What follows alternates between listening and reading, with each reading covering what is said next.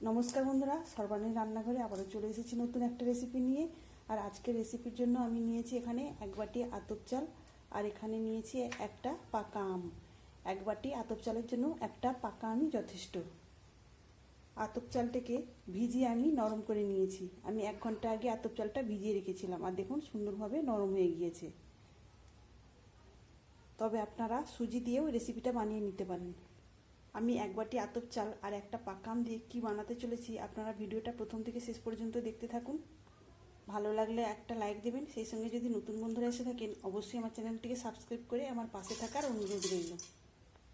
আমি এখানে আতপ চালটা 3 থেকে 4 বার জল পাল্টে পাল্টে ধুয়ে আমি ভিজিয়ে রেখেছিলাম। এখন জল ছেঁকে একটা মিক্সিং জারের মধ্যে দিয়ে দেবো। আমি আজকে এক বাটি আতপ চাল দিয়ে রেসিপিটা বানিয়ে নিচ্ছি। আপনারা আপনাদের প্রয়োজন অনুযায়ী কম বেশি আতপ চাল দিয়ে এই রেসিপিটা বানিয়ে নিতে পারেন। আমি যে এখানে আতপ চাল দিয়েছি, আপনারা চাইলে কিন্তু ভাতের চাল দিয়েও এই রেসিপিটা বানিয়ে নিতে পারেন। অল্প একটু জল দেব। এখন মিক্সিতে ঘুরিয়ে এটাকে পেস্ট বানিয়ে আনবো। তো দেখুন বন্ধুরা, আমি আতপ চালটাকে প্রথমে আমি একদম মিহি করে পেস্ট করিনি, একটু আধ ভাঙা রয়েছে। এখন আমি এর মধ্যে দিয়ে দেব পাকা আম। আমটাকে প্রথমে পরিষ্কার করে জল দিয়ে ধুয়ে কেটে এর পাল্পটা বার করে নেব। পাকা আমটাকে কেটে নেওয়ার পর এইভাবে আমি পাল্পটা বার করে নিয়েছি। এখন আমি এই পাকা আমের পাল্পটা মিক্সিং জারের মধ্যে আতপ চালের পেস্টের সঙ্গে দিয়ে দেব। এবার এটা মিক্সিতে ঘুরিয়ে একদম মিহি পেস্ট বানিয়ে নেব। এখন দেখুন বন্ধুরা, পাকা আম আর এই আতপ চালের পেস্ট একদম মিহি করে তৈরি করে নিয়েছি। এখন এটাকে একটা মিক্সিং বোলের মধ্যে ঢেলে নেব। ঢেলে নেওয়ার আগে এই মিশ্রণটাকে ছেঁকে নিতে হবে, কেননা আমের মধ্যে অনেক সময় চিবড়া থাকতে পারে, তাছাড়া চালেরও দানা দানা ভাব থাকতে পারে, সেই জন্য এটাকে ছেঁকে নেব। এখানে আমি মিক্সি জার ধুয়ে অল্প একটু জলও দিয়েছিলাম। এখন এটাকে সুন্দর করে ছেঁকে নেব। এইভাবে ছেঁকে নিলে আমি যে রেসিপিটা বানাতে চলেছি সেটা কিন্তু খুব সুন্দরভাবে তৈরি হবে। আর সুন্দরভাবে তৈরি হলে খেতেও ভালো লাগবে। তাই অবশ্যই আপনারা রেসিপিটা বানাতে চাইলে এইভাবে ছেঁকে নেওয়ার চেষ্টা করবেন। দেখুন বন্ধুরা, এখানে সম্পূর্ণ মিশ্রণটা আমি ছেঁকে নিয়েছি, আর সামান্য দানা দানা অংশ রয়েছে, এটা আর দিতে লাগবে না, এটাকে আমি ফেলে দেব। এখানে দেখুন একদম মসৃণ পেস্ট বানিয়ে নিয়েছি।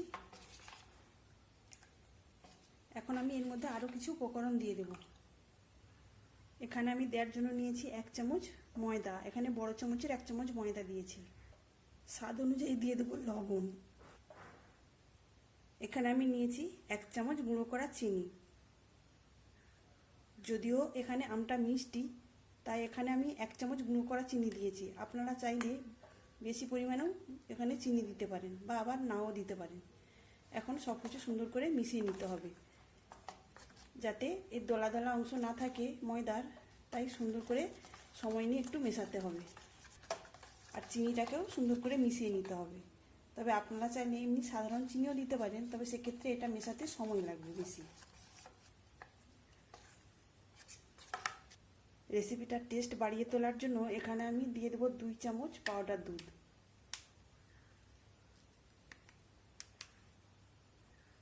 পাউডার দুধটাকেও এখানে সুন্দর করে মিশিয়ে নিতে হবে। সকালের ব্রেকফাস্টে সবসময় রুটি তরকারি না বানিয়ে আপনারা এই পাকা আমের সিজনে এইভাবে এই রেসিপিটা বানিয়ে নিতে পারেন। খেতে কিন্তু দারুণ লাগবে। আপনারা যদি মনে করেন একটু বেশি কালারিং করে তুলবেন রেসিপিটা, তাহলে কিন্তু আপনারা ফ্রুটস কালারও ব্যবহার করতে পারেন। তবে আমি এখানে আজকে ফ্রুটস কালার করব না।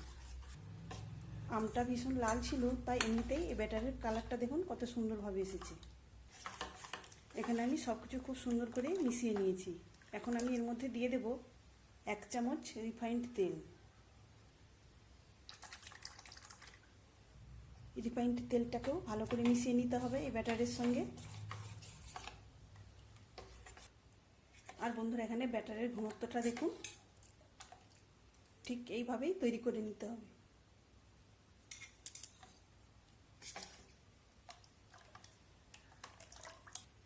সব শেষে আমি এর মধ্যে দিয়ে দেব 1/2 চামচ বেকিং পাউডার। এখন এই বেকিং পাউডারটা দিয়ে খুব সুন্দর করে ফেটিয়ে নিতে হবে। আমি সুন্দর করে এই ব্যাটারটাকে বেকিং পাউডার দিয়ে ফেটিয়ে নিয়েছি। আর দেখুন এখানে ব্যাটারটা কত সুন্দরভাবে হালকা হয়ে গেছে। বেকিং পাউডার দেওয়ার পর এটাকে আর রাখা যাবে না, সঙ্গে সঙ্গেই তৈরি করে নিতে হবে।